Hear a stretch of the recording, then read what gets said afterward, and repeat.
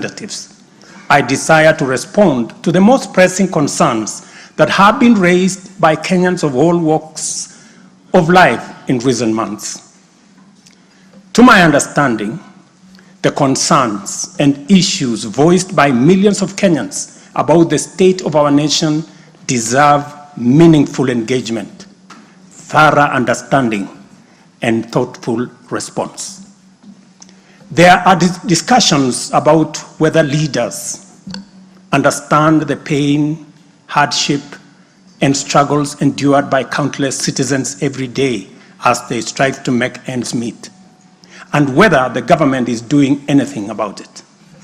Similarly, many struggling Kenyans impatiently wonder, when will real money get to their pockets, and when will the jobs promised, which they deserve, become a reality? Additionally, there has been conversations about our education system, particularly the transition to the competence-based curriculum, and whether policies in this sector are working for or against Kenyans. Important questions have also been raised concerning the direction of development in relation to democracy, human rights, and fundamental freedoms, as well as the rule of law, transparency, and accountability. Another more direct question that emerges every now and then is whether public policy in this administration is in furtherance of service delivery to citizens or just in aid of political strategy. It is undeniable that for many Kenyans, times are hard and the struggle to meet their daily basic needs remains daunting. It is also true that these conditions have persisted for a number of years now, leading to much frustration and anxiety. Although we have gone a long way to mitigate some of these difficulties, much remains to be done, though we have laid a firm foundation for decisive intervention. I believe that it is critical for us to bear in mind that this administration was inaugurated at an extremely difficult time, characterized by domestic challenges, compounded by regional and global security, geopolitical, financial, as well as climate dynamics. As a result, in 2022, the country's total debt burden was not only immense, but it was also stacked up in the most burdensome manner, leaving very little room for investments in public service or development of critical infrastructure. The prices of basic food commodities soared as a result of a combination of prolonged drought, declining local productivity due to inadequate support, and disruptions in the global supply chain caused by the war in Europe. Kenya faced a crossroads of extremely difficult choices, where defaulting on our obligations would have significantly worsened an already perilous situation, and more borrowing was not an option. It was therefore essential for us to drastically reduce expenditure, mobilize as much as possible resources domestically, and curtail waste. As I informed the nation then, matters were going to get more difficult before they could get better. And we all had to tighten our belts and work hard under very unforgiving conditions. We had staked the fate of our ambitious bottom-up economic transformation agenda on easing the stress that the economy was in and the strain citizens underwent, while creating room for the implementation of our transformative interventions.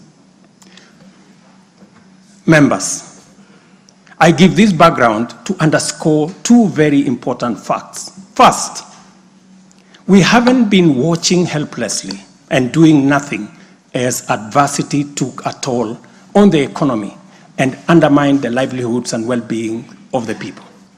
On the contrary, we have been working tirelessly to steer the country away from the brink of unprecedented economic collapse and onto a more promising trajectory. The second point is that while we may not be where we would like to be, we are certainly not where we were 2.25 years ago. At the same time, the cost of living was substantially high, with prices of basic commodities beyond the reach of many households. Today, I'm proud to report that the macroeconomic indicators point to a positive turnaround and an upward trajectory. Allow me to highlight a few milestones that underscore this progress. The shilling has stabilized significantly, appreciating from Kenya shillings 162 to the dollar in February 2024 to Kenya shillings 129 today, a remarkable gain of 20%. This recovery has restored confidence in our financial markets and significantly reduced the cost of servicing external debt, creating fiscal space for our development imperatives. Inflation has declined dramatically from 9.6% in September 2022 to 2.7% in October this year, the lowest rate in 17 years. This achievement has been the consequence of favorable weather and our deliberate efforts to support farmers with affordable inputs, including subsidized fertilizer, leading not only to increased production but also productivity and lowering the prices of many cereals, including maize, pulses such as beans and peas. Our foreign exchange reserves have surged by US dollars 2.4 billion to hit a new record of US dollars 9.5 billion, providing a 4.8 month of import cover, the highest in 10 years. This resilience yields us or shields us from external shocks in the global economy and restores investor confidence. Ladies and gentlemen, interest rates are also trending downwards, reducing borrowing costs and freeing up fiscal space for growth-enhancing initiatives by business. Tax revenues have grown by 11.5% in the year to June 2024, reflecting the success of our tax-based expansion measures. The economy continues to grow steadily, recording a 5.6% growth rate in 2023, among the highest globally. We project 5% growth this year and 5.6% growth next year.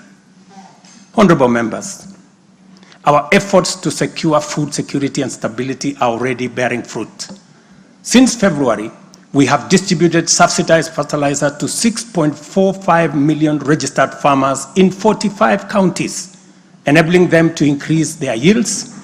And this year, we have procured and through e-vouchers distributed 7 million bags of both planting and top dressing fertilizer to boost food production across the country. This intervention will see a projected increase in maize production, for example, to a record 74,090,000 kilogram bags. We have also concluded long-term agreements with 11 suppliers of assorted fertilizers so as to make this commodity available all year round. Fertilizer for the long rains season will be stocked in outlets nationwide, ensuring our farmers are ready to plant, grow, and produce. This forward momentum will not only increase our agricultural output, but also reduce our reliance on costly food imports, securing a more self-reliant and a more prosperous Kenya. This approach, rooted in my administration's policy to support production rather than subsidize consumption, has already made food more accessible, more affordable to many households. Today, Kenya boasts substantial national stocks. 47 million bags of 90-kilogram bags of maize are in our stores. 8.8 million bags of beans, 10.4 million bags of wheat, and 2.1 million bags of rice. Slowly but surely, we are building a food-secure Kenya, where families need not to worry or worry less about their next meal. In the sugar sector, we have achieved a historic milestone. All 17 sugar factories across Kenya are now operational, producing at impressive levels, while 4 new sugar factories are under construction. In July alone, domestic sugar production reached 84,000 metric tons, surpassing the national monthly consumption average of 40,000 metric tons. For the first time in recent history, Kenya is producing enough sugar to meet our local demand. This success is attributed to many factors: subsidized fertilizer for sugarcane farmers, an additional 500,000 acres that has been brought under production, and improved management of the sugar sector, which have revitalized production and brought the industry back to life. I just signed, as you know, the new sugar laws to provide further policy guidance as we seek to be a sugar exporting country shortly.